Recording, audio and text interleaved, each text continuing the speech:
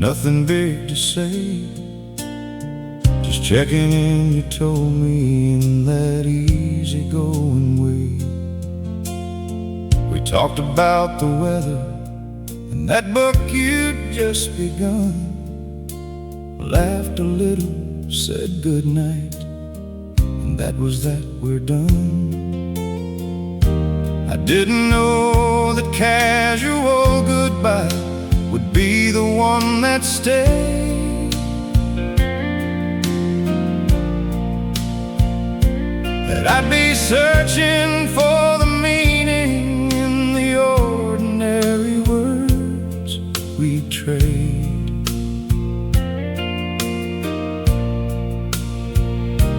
If I had known, I would have held the phone a little longer there,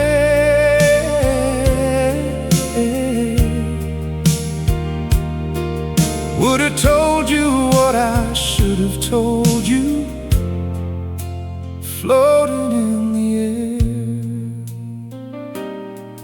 There was nothing in your voice that hinted this was it. No catching breath, no hesitation, no dramatic bit. You sounded fine the way a summer afternoon sounds fine before the clouds come rolling in across the county line.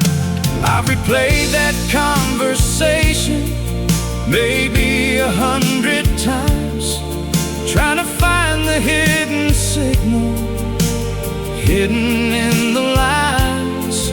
But it was just a Wednesday call, the way they always were.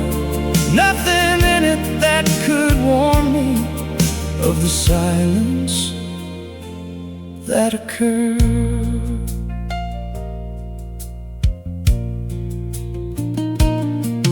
Now I catch myself rehearsing things I'd say if you called back, the ordinary updates that you said you always liked to track, the way the truck needs work again, the neighbor got a dog, how autumn came in early this year, thick as morning fog. But the phone stays quiet in the evenings now, the way it never used to be. And I keep all those rehearsals stored somewhere inside of me, waiting for a Wednesday call that time is put to rest, wearing that last conversation tucked up in my chest. The last time that we talked didn't feel like the last time. No ceremony to it, nothing marking it as prime. Just good night, take care of yourself, I'll talk to you soon. And then the season changed on me beneath a different moon. The last time that we talked, I was already gone in ways that neither one of us had learned to count the coming days. And now I'd give the word for one more Wednesday evening call, just to say the things I carried through the silence of it all.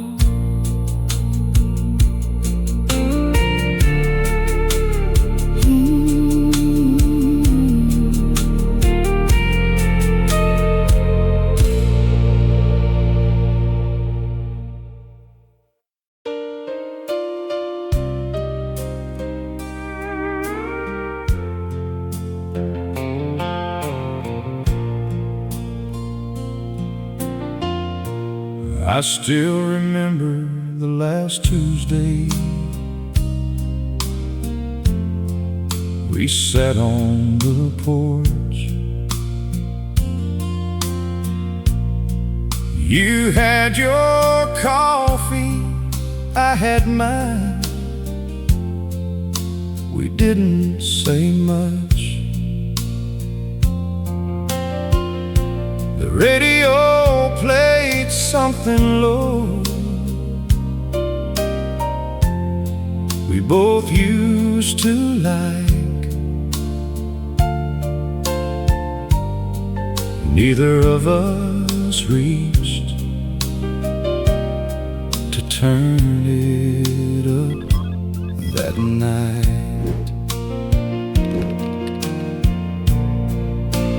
There was no fight, no slam door, no final word said, just a quiet kind of drifting neither one of us led. Your shoes stayed by the door a little longer each week, until one morning they were gone without a single creak. I drove past the diner where we used to eat eggs, took the corner booth by the window, the way you'd always beg. Ordered black coffee, the way I still take it alone.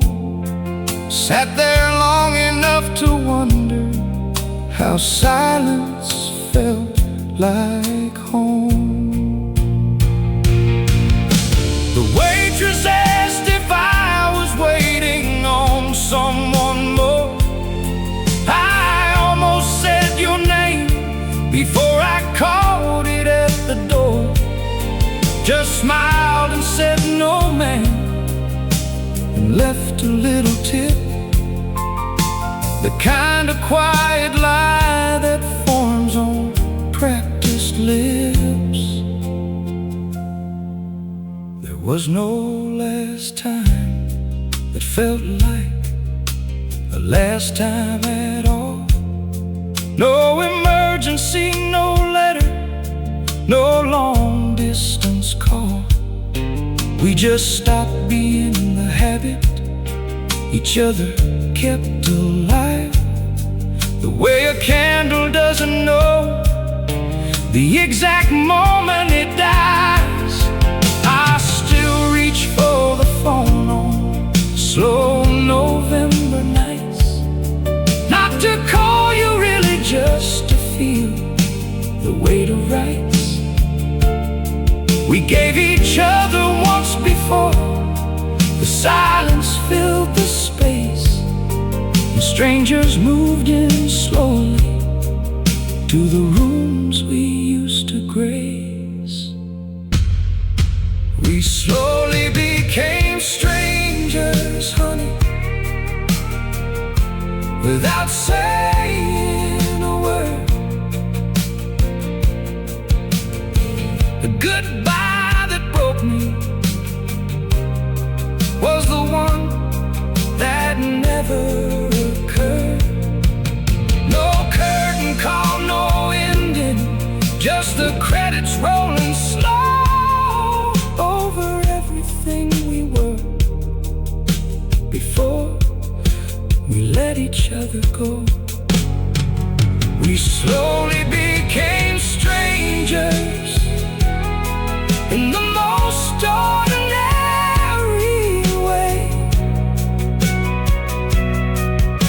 Forgot each other's voices somewhere between yesterday and I don't know the moment when the last piece came undone, but I know I'm still standing here, waiting on the sun.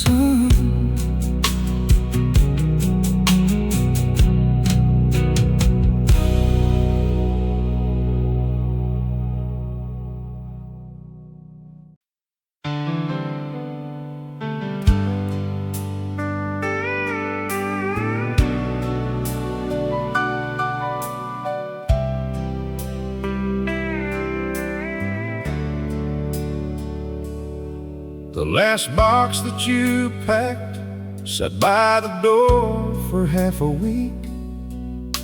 We kept stepping around it. Neither one of us would speak about what it meant to have it sitting there in the hall. Just boxes, and between us a quiet that said it all. You made coffee in the mornings, still and left a cup for me. We drank them at the table like a quiet ceremony, without acknowledging the tape, the labels, the address of a life that we were folding into something like a mess.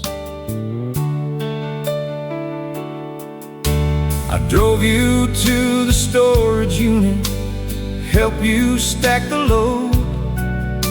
We listened to the radio the whole way down the road. No conversation needed. Every song said what we felt, the way a slow steel guitar knows every card you've been dealt. You said thanks when we were done, and I said yeah, of course.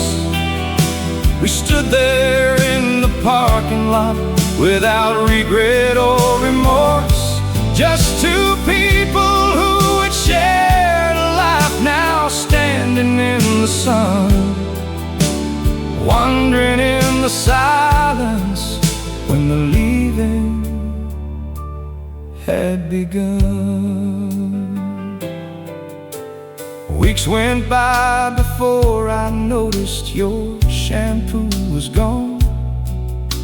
The space where all your small things were just quietly moved on. And I don't know the Tuesday or the Thursday that it cleared, or when your side of the closet just slowly disappeared. Some endings come with thunder, some come dressed in ceremony, some come with all the paperwork and someone full of phony grace. But ours was different, honey. Ours just drifted free, like fog burning off a river in the quiet morning breeze.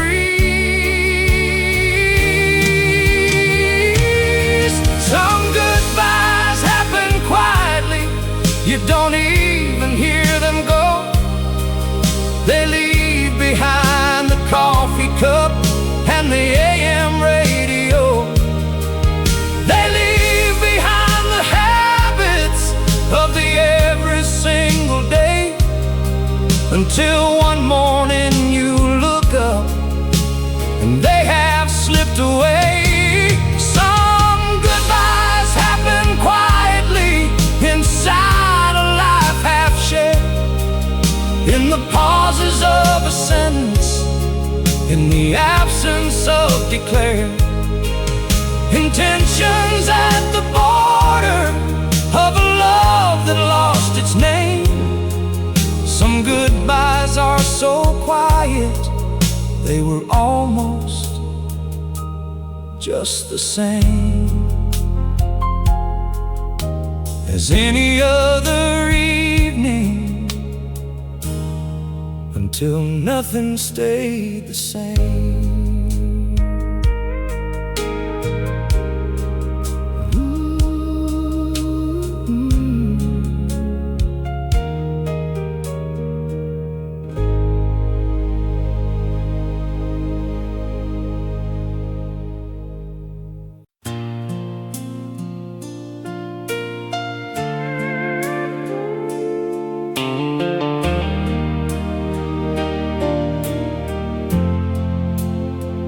I'll leave the volume up on my phone through the night, in case you find your way back to the blue of the screen light. This been so long that even that small ritual feels wrong. But habits formed by love don't know when love's been gone.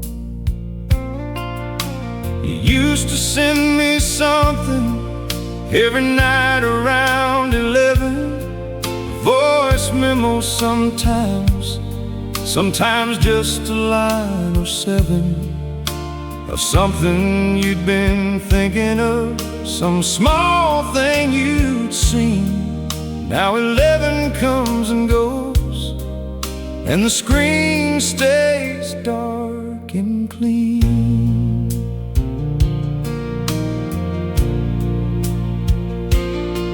I scrolled back to the last one, September, soft and low. You said you'd been out walking and the leaves were starting to go. Said you thought of me in autumn more than any other season. Said you missed my laugh and didn't need to give a reason.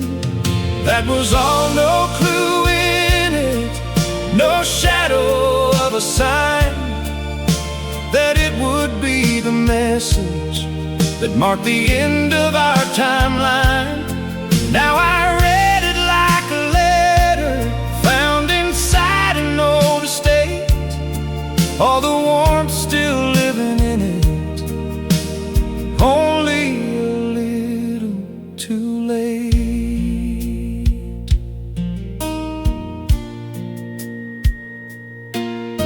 The phone updated, changed the way the old chats look, cleaned up all the spaces like a page torn from a book.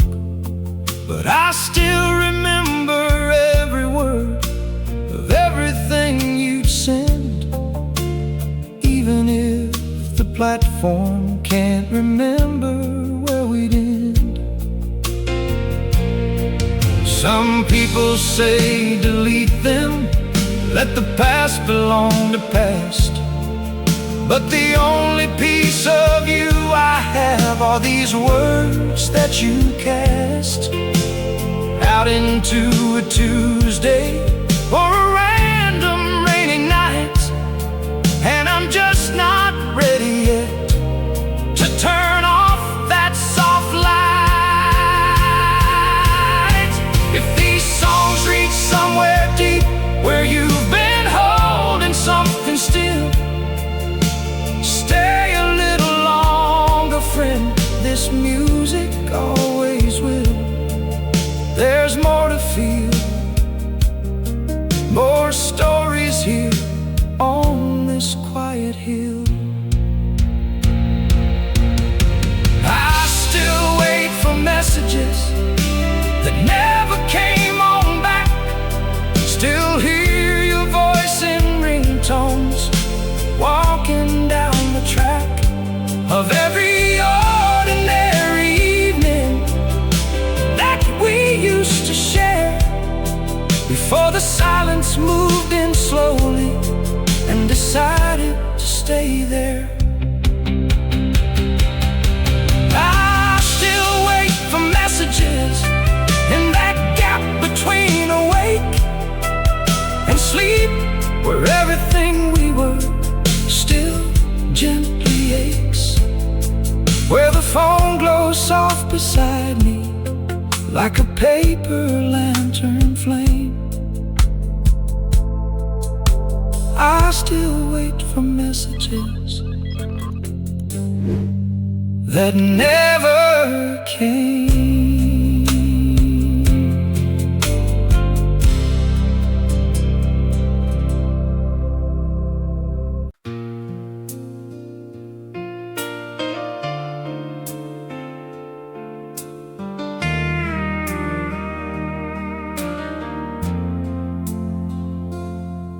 We left something of us in that Portland hotel room, in the rain against the window, in the early morning gloom. where we made our plans over paper cups and talked till nearly dawn about everything we wanted before everything was gone. And there's a piece of us still walking Nashville's lower Broadway, in the middle of the crowd on some forgotten Saturday. When you grabbed my hand at nothing, when the music hit just right, and we danced like we were permanent inside that golden light.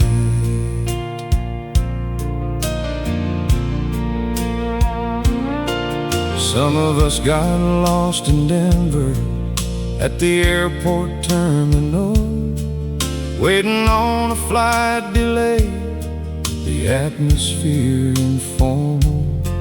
You had your book, I had the window, and the mountain fog. We didn't talk much, didn't need to, just shared the catalog of comfortable quiet that becomes its own kind of home. A silence two people build, so neither has to be alone. Now I pass through Denver International sometimes alone, and feel you in that terminal like something I have grown accustomed to, the ghost of us still sitting in row C beside the window in the concourse terminal, still free.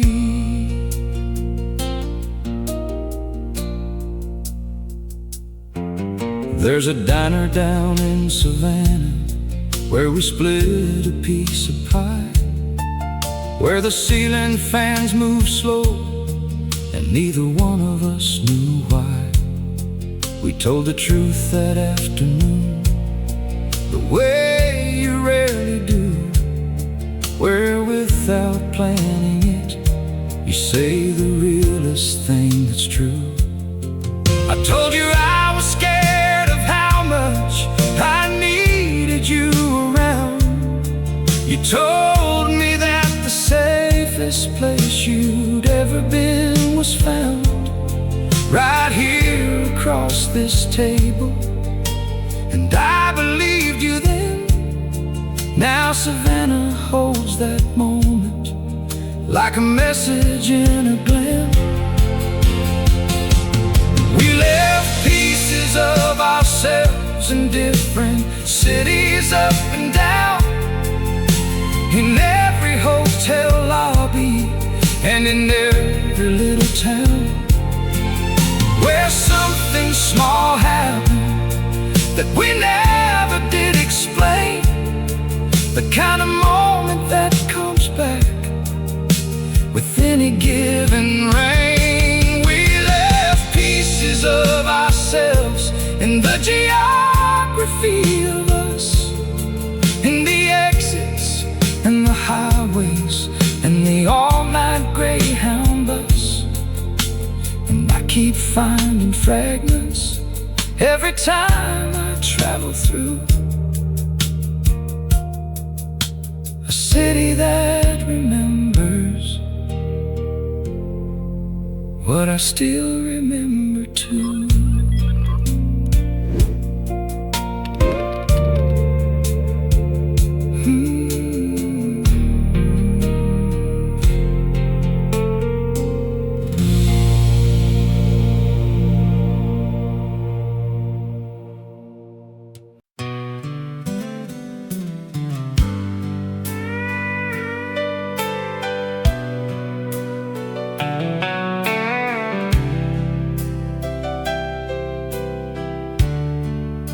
You didn't write a letter, didn't leave a word behind, just gradually withdrew yourself, the way the tide will find its own way back to somewhere else without apology. and left me on the shoreline holding what we used to be. I'd have been okay with hard words, could have handled a clear line, could have taken the conversation, even if every sign was pointing to an ending I already halfway knew. I just needed one clean moment where you told me we were through.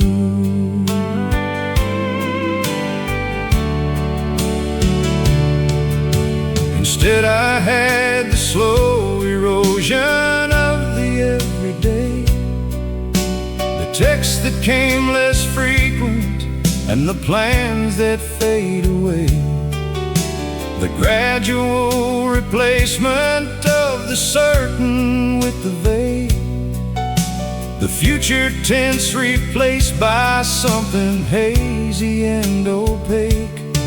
I kept finding new excuses for the distance you were making, kept telling myself stories while my certainty was breaking against the silence of your absence, where the answers should have been, reading into everything, the things you'd left unseen.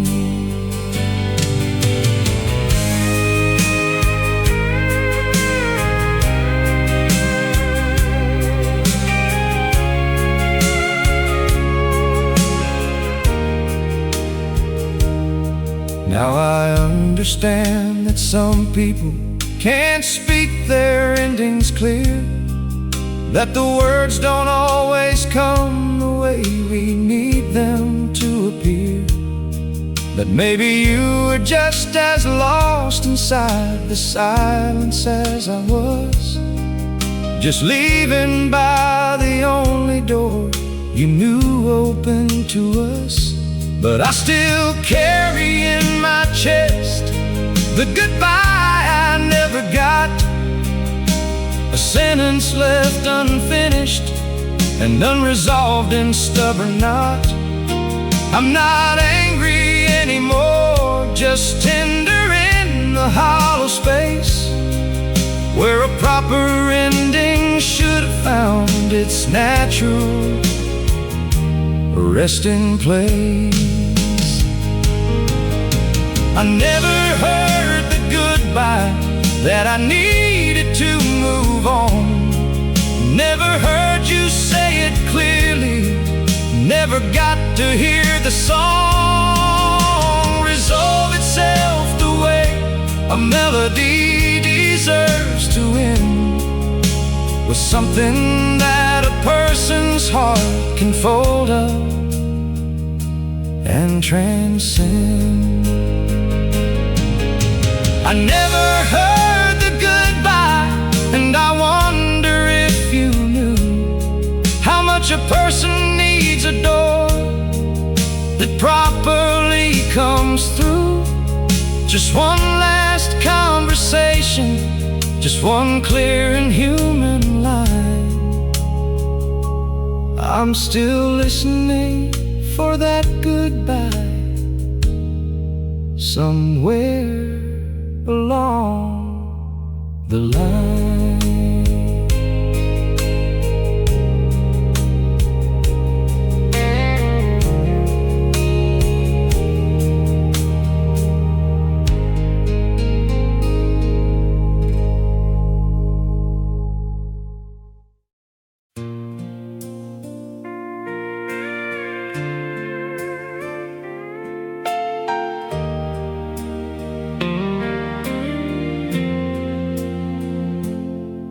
Gate C-17 on a gray October morning, I memorized the boarding pass like it was some kind of warning, that certain things are one way and they don't reverse their course, no matter how much standing there in loving can enforce. You had that small blue carry-on you always used for trips, the one with the broken zipper pull you'd fixed with paper clips. You turned around at security and gave that half wave you do, and I stood there in the terminal holding everything but you.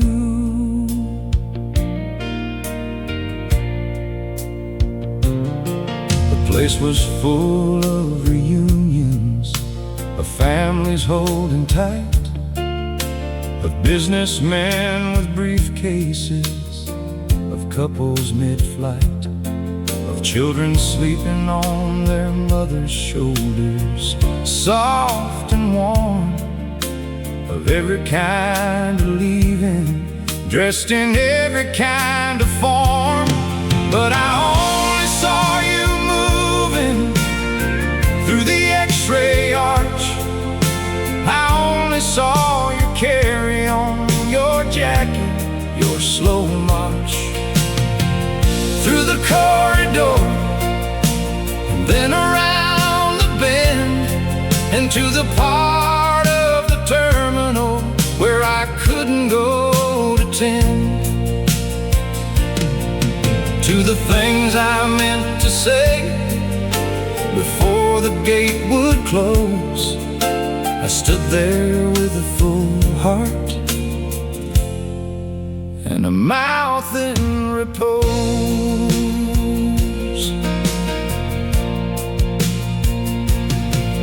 I stayed until a janitor came up and down the floor, until the flight had left and there was nothing left to store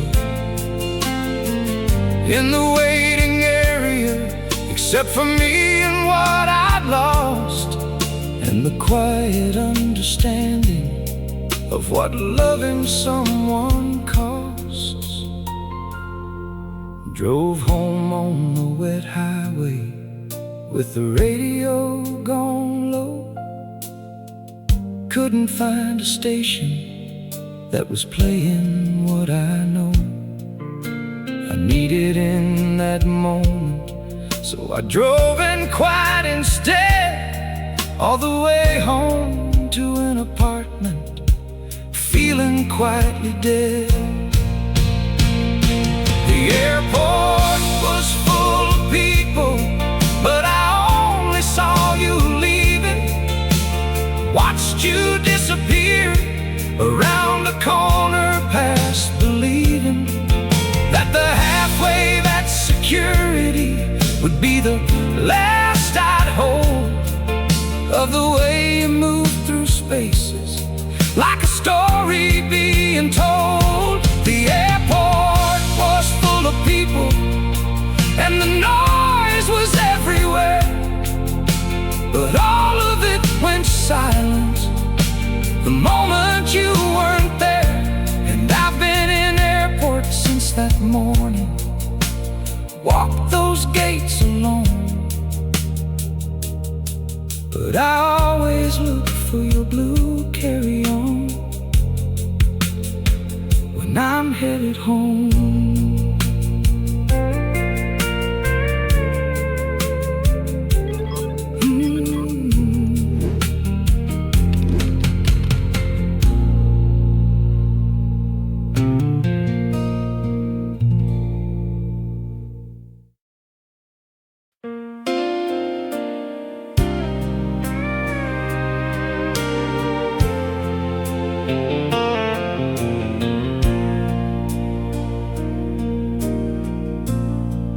There's a song that plays in grocery stores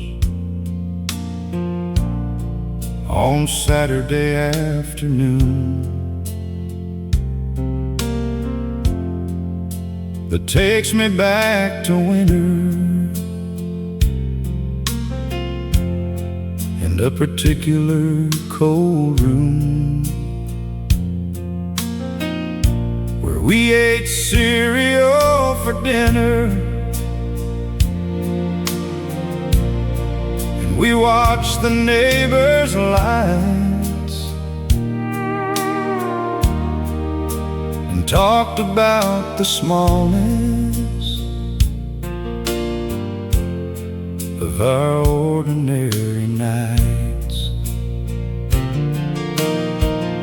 You said it felt like living in a snow globe someone shook, like everything was simple if you knew just where to look.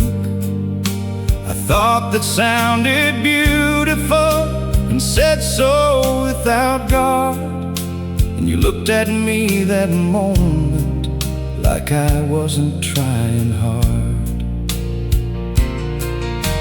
enough to understand you.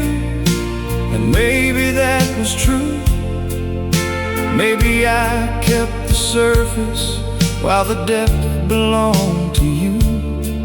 But I remember your eyes in that lamp-lit winter room when you said the snow globe thing before I'd learned to assume. The worst about the distance that was growing in between us, before I understood the quiet ways that leaving convenes us toward an end that comes without the drama of a door. Just the snow globe slowly settling to the winter floor.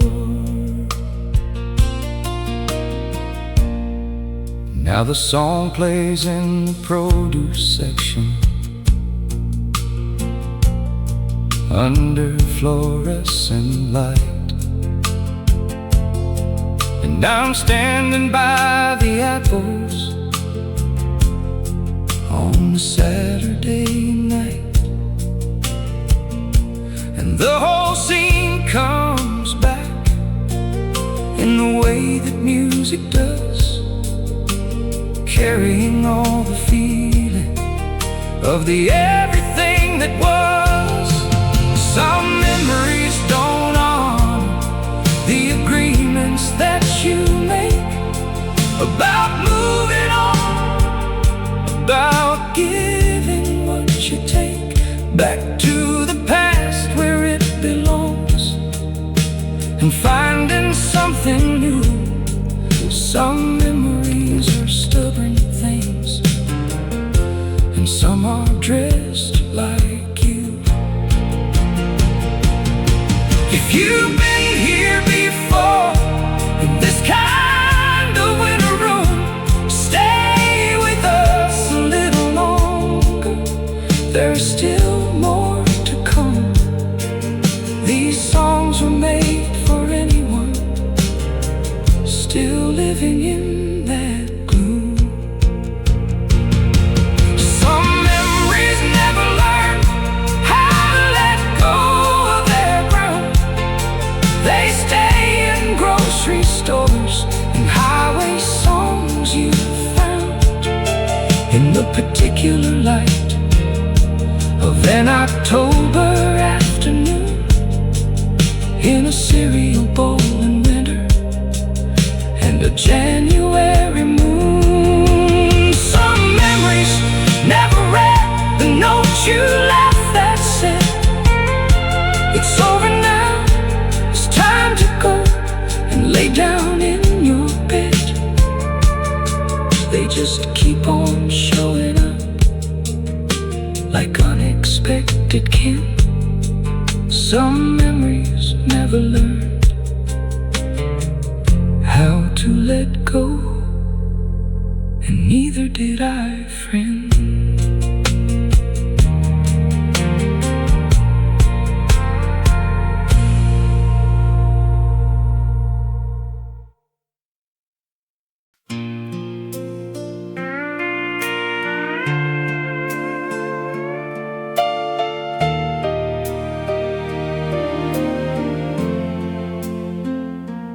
We stopped calling on the same night. I just didn't know it yet.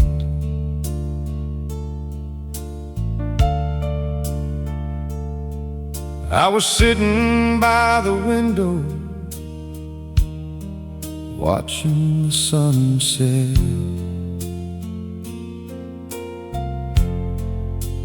thinking I should call you, thinking it was getting late, thinking I'd reach out tomorrow,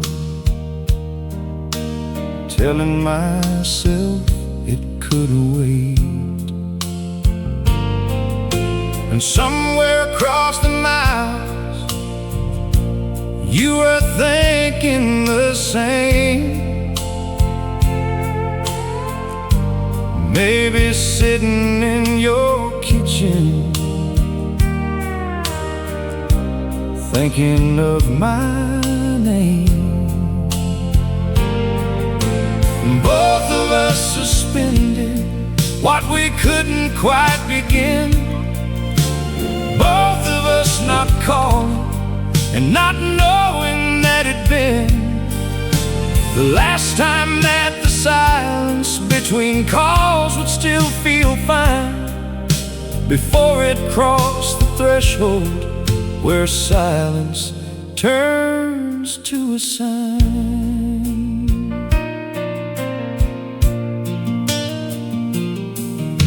We'd gone from every morning to a few times a week, from easy conversations to the ones we had to seek, from calling just to hear each other's voices on the line, to calling with a reason, dressed in carefully designed questions about the practical and never about the core, about the fact that somehow calling had become a chore.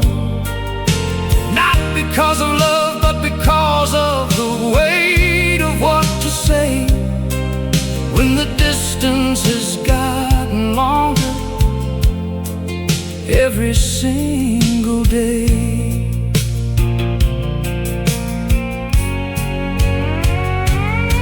There was love still in the pauses when we finally got on, just quieter, more careful, like a song without a song.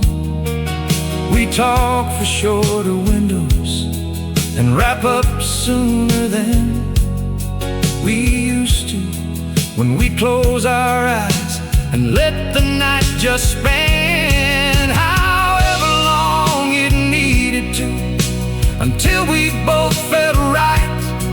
And I think we both knew something before that final night of calling something neither one of us could name aloud. We stopped calling before we stopped loving, and that's what clouds the memory of it for me. The love was still there then, we just lost the connection somewhere before the end.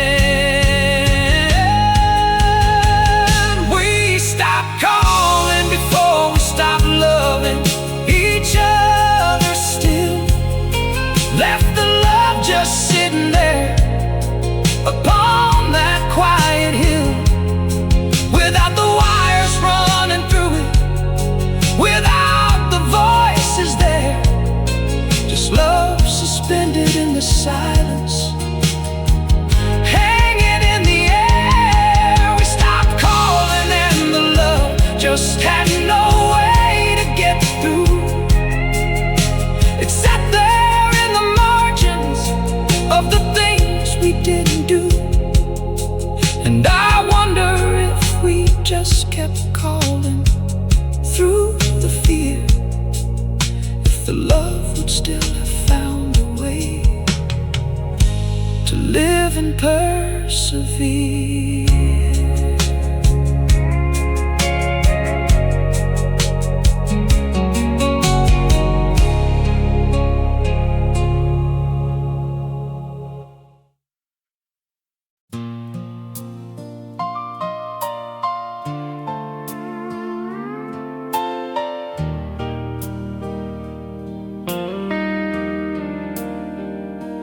There was something in your voice the night you drove me home that hovered in the space between where words and silence roam. You started saying something when we pulled into my street, then looked at the dashboard and decided to leave it incomplete. I thought about it walking up the stairs to my floor, thought about asking the next time I saw you, maybe more. The next time never brought it up, and neither did I. And now I carry it around beneath the evening sky.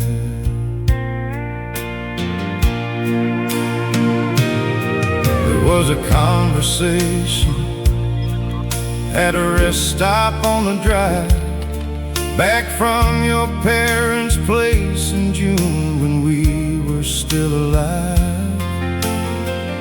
In the way that couples are, you opened something up, then changed the subject when the waitress came to fill my cup. And I let you change it, I'm not sure exactly why. Maybe I was scared of what was living in your eyes. Maybe it was easier to let the road run along and leave the unfinished sentence turn into a song.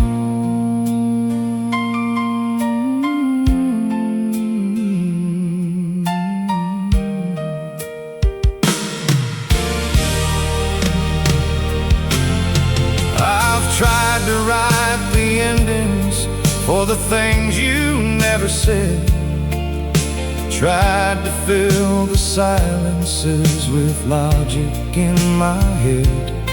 But love doesn't follow logic, and silence isn't clear, and the words you never finished have been living with me here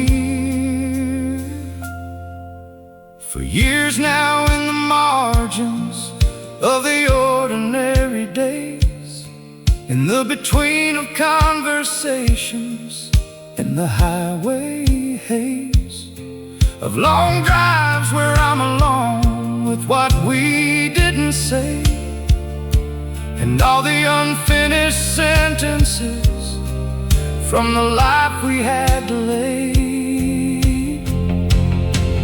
down. When the distance came and took the context from the words and left me with the half lines like the songs of winter birds. I still think about the things we never finished saying, all the conversations that were gently still delaying their conclusions, all the words that hung above the room and then dissolved like early morning mountain fog in bloom. I still think about the things we stopped short of the end, the almost said, the held back, the around the bend, truth of us that never quite got spoken into air. I still think about the things we never finished. Do you anywhere?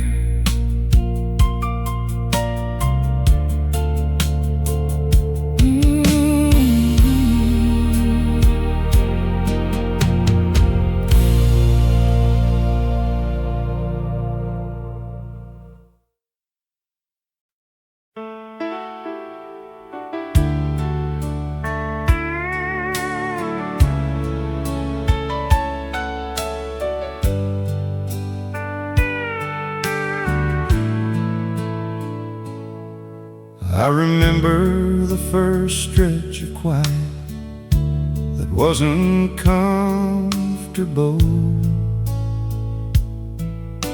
the kind that settles in when love becomes accountable for something neither one of you is willing to address. The room's still warm, but something in it under duress. We sat through dinner with the television going low, both of us attending to a program neither'd known the name of. Later it was cover for the quiet, and the quiet had declared its own kind of riot against the years of easy, against the natural flow of two people who had found their rhythm long ago. The silence between us went from days to weeks to longer, and the longer that it lasted, it got harder and it's stronger, held its ground against the small attempts to break it down, like a river that decides it wants to take a different town. We got polite in the way that strangers learn to get, careful with the common spaces, quiet but correct, saying yes and no and thank you, learning how to share a house without its history, with furniture and air. Then one of us must have decided, or just let it be. I can't recall who stopped trying, you or me. The silence just became the permanent arrangement, a building with no tenants, a quiet rearrangement of the things we used to say into the things we store in the separate rooms of who we were and couldn't afford to open anymore, for risk of what we'd find, and all those unattended feelings left behind. The silence between us became permanent and clean, the kind of permanent that doesn't know what things have been, before the quiet learned to live in every single room, and love became an artifact still waiting for its bloom. The silence between us became the home we shared, after all the conversation had dissolved into the air.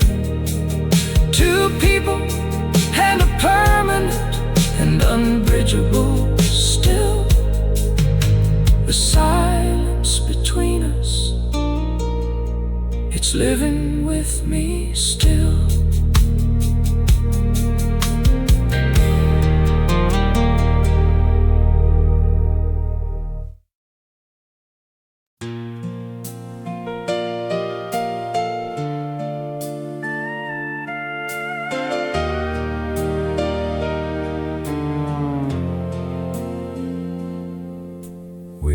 the kind of confidence that young love carries round, the certainty that morning comes and loss cannot be found in the ordinary texture of the life that you have built, when love still lives so easy without any shadow or guilt. We kept deferring to the future, all the things that mattered most, the conversations that we'd said would make the better host. For serious things, for the necessary and the real, we kept saying later, honey, later we will feel more settled, more prepared, more ready for the wait, not knowing that the later we kept choosing had a date. We didn't know the summer that we spent just getting by, with working ordinary evenings under ordinary sky. It was one of the last summers that we had to get it right. We were saving up the meaning for a future infinite light that turned out to be finite, the way all summers are, that turned out to be a season, not a permanent star.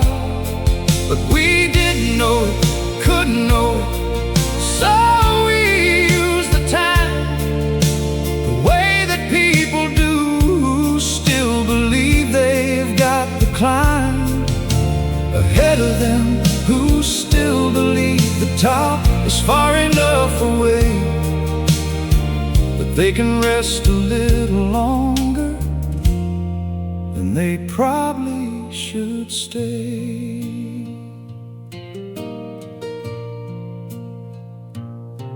I miss that version of us, most of all the ones that left, that easygoing version of a love not yet bereft of its assumptions, still convinced that time was on our side, still lounging in the future where the real life would reside.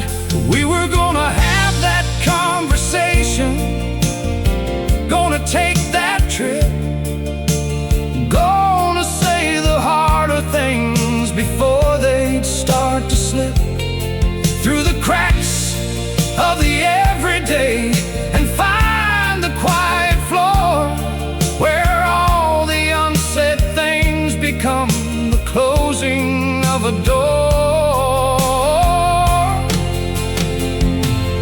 If these words feel like a road you've been walking for a while, stay beside these songs a little longer.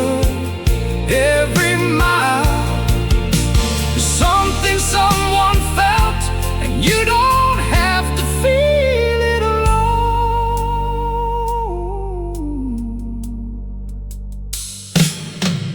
I miss the version of us that thought we had more time, that put off the important for the easy and the rhyme, of the everyday, the comfortable, the soft and unhurried, before the future that we'd saved it all for became buried under the present, which demanded what we left undone. I miss the version of us still running in the sun, still thinking that the best part of the story lay ahead, before we learned that the best part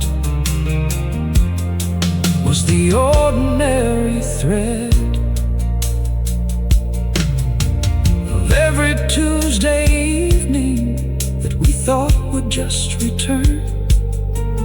I miss the version of us that had so much left to learn.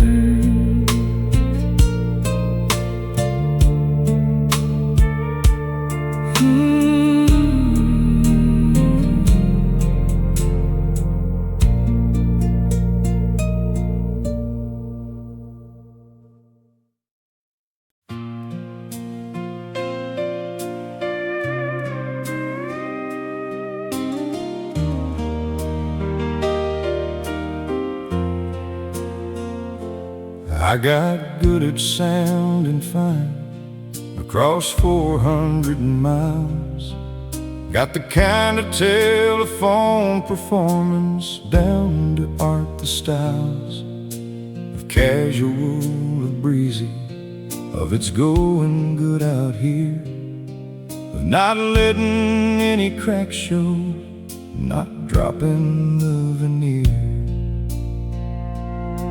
Because you had enough to carry without carrying me too, and because pretending everything was fine felt like something true that I owed to what we'd had before the mileage got between us, before geography became the lawyer standing between us.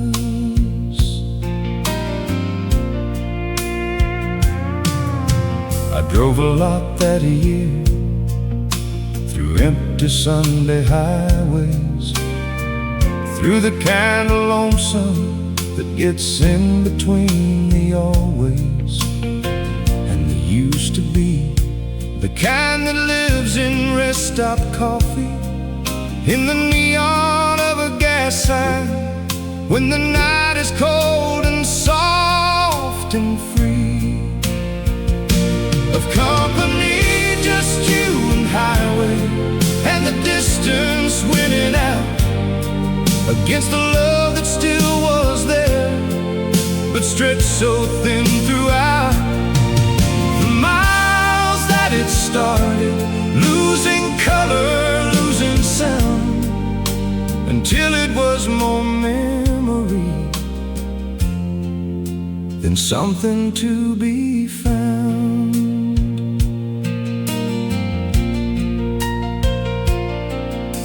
The hardest calls were birthday ones, where everything felt bright, and I'd laugh in all the right places and pretend the night wasn't empty at my end, and that the friends around you there were enough to keep you warm, and I had nothing left to spare but care for you.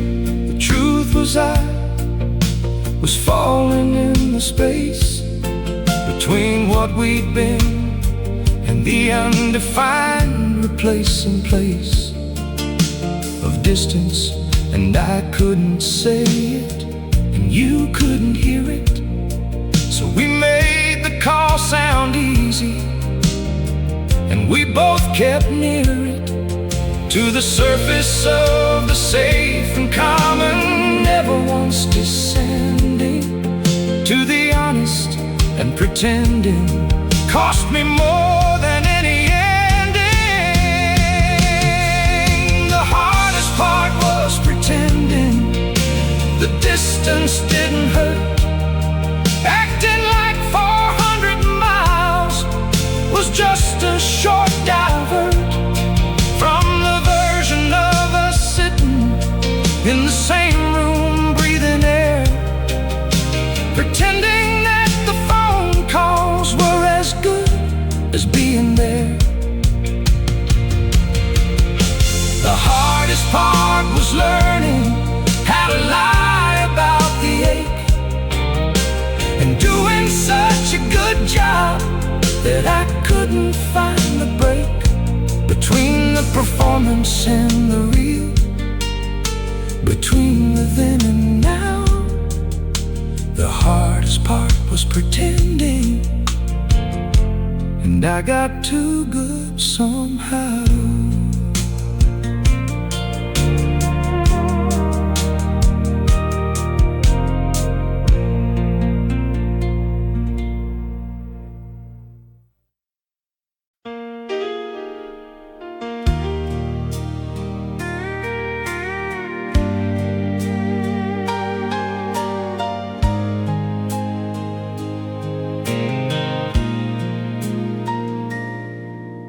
At first it was a wound the whole day organized around a gravity of not there, pulling every sight and sound toward the empty chair, the missing keys, the second cup not being poured, the constant need to keep the hurting up.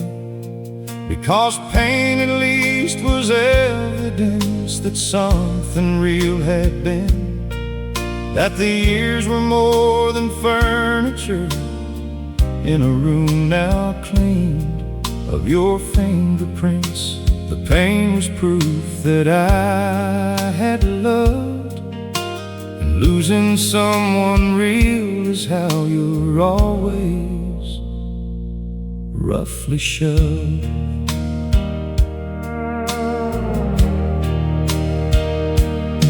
But then the wound grew quiet, the way all wounds will do, not healed but just familiar, something I'd grown into. The coffee cup became a single and it felt correct. The evening routines rebuilt around your absence recollect themselves without the spaces where your habits used to live, without the compromise, without the give and take to give. The day it shaped, your absence just became the shape itself, like a book you never finished, living on the shelf.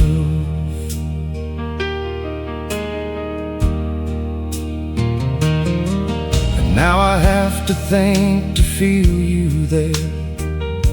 When I sit down, have to actually remember you like someone in a town I visited and loved once, but whose streets I've ceased to walk. Your absence is so natural now, it barely makes me talk to the ghost of you the way I used to in the early dark. Now it's just the quiet and the furniture and the park, down the road where I walk evenings in the ordinary flow of a life that's learned to carry you like a river carries snow. From mountains it has never seen, gentle, cold and far. Your absence now just lives in me like ordinary scar.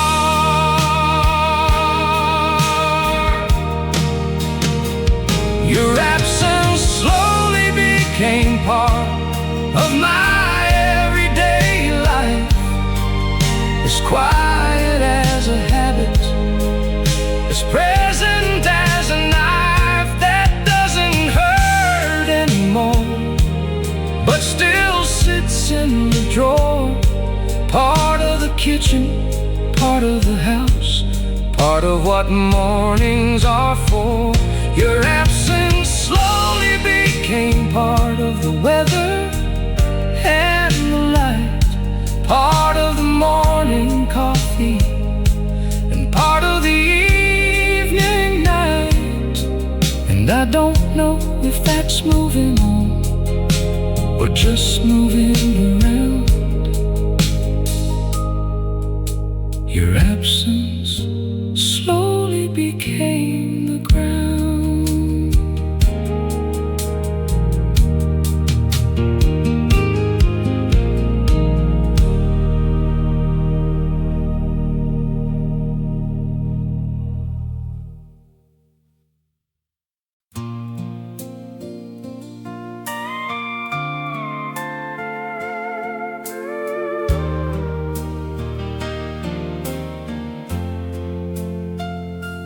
Nobody warned me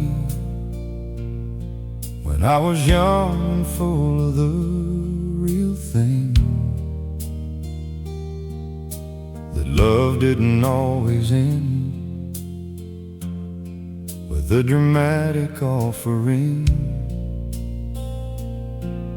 of a final word, a clean break, a door that closes right, that some loves just grow distant in the ordinary light of a Tuesday or a winter or a slow arriving spring that didn't feel like anything except a regular thing, until you notice one day that the light in it has changed, and the life you'd built together has been gently rearranged. The movies always gave us the confrontation and the rain, the airport dash, the monologue, the articulable pain. But nobody showed me the version where it ends in small degrees, where love just slowly empties out like color from the leaves. In October, gradual, inevitable, and still somehow unexpected when you're standing on the hill of after, looking back on when the green was everywhere, and trying to remember which first leaf showed up bare.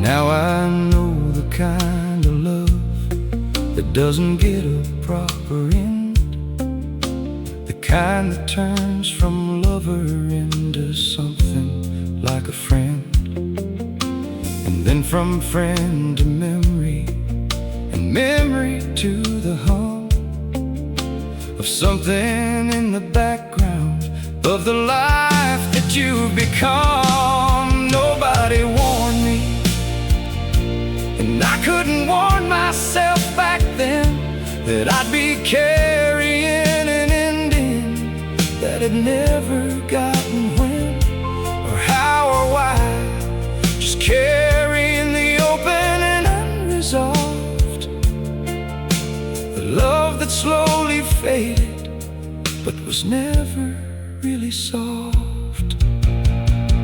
Nobody warns you that some loves fade without a final goodbye. They just thin out like morning fog beneath the opening sky. They just drift like wood smoke in the cold November air, until you reach for them one morning and they're simply not there. Nobody warns you, and the silence is the hardest thing to hold. Not the grief of losing, but the story without told. In the love story that just quietly went on, until one day you realized the two of you were gone. Somewhere into ordinary life, somewhere into years. Nobody warns you, that's the part that still appears. In my dreams sometimes, a love without a closing line, still waiting for a goodbye somewhere on the other side of time. From the songs, if something here found the place inside you where quiet love still lives, drop a line below and tell me which lyric or which moment brought something back. songs were made for the feelings that never got their proper ending. You're not carrying that inside.